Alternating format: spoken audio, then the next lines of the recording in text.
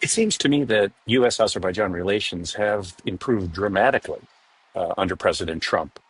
Um, Early on in his administration, I was having conversations with some of his senior people handling foreign policy, and we discussed how getting President Trump involved with moving ahead a peace process between Azerbaijan and Armenia would make sense because a peace treaty was very close to being agreed, and that's what he did. To his credit, I had always thought during all of my time working on the Karabakh problem that the only way we're ever going to get to a peace treaty was if the U.S. president got personally involved to provide support, meaning political support, but also emotional support. As there's so much turbulence in Azerbaijan and Armenia, political security turbulence. I mean, Azerbaijan is the only country in the world that borders both Russia and Iran. So President Trump has done this, and President Trump and he hosted President Aliyev, Prime Minister Pashinyan in Washington at the White House on August 8th, which gave real impetus to the peace process, and I think showed to President Aliyev that President Trump really does want not only to have a strategic partnership with Azerbaijan, but a friendship between the leaders and the countries.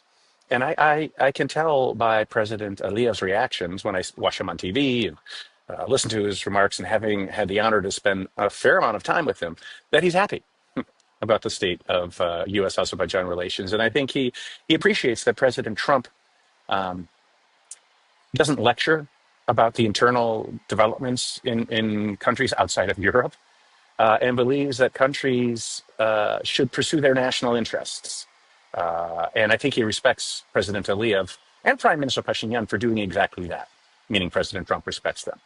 So Vice President Vance's visit to Azerbaijan and Armenia is part of this process of the United States helping the two countries build peace and to stimulate U.S. investment, which is why the Chamber of Commerce visit, the first one ever to Azerbaijan, is significant.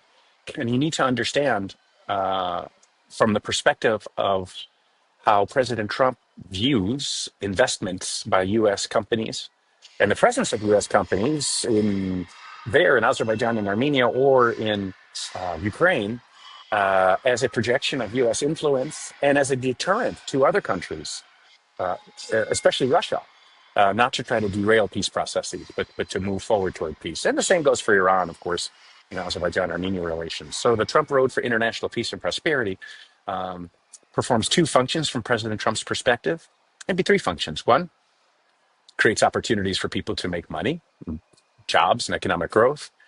Two, it solidifies U.S. relations with all the countries on the corridor and helps the United States secure reliable supply lines for critical minerals. And then finally, such investment, such a U.S. Investor presence and business presence deters other countries from destabilizing the situation and encourages peace processes to move forward.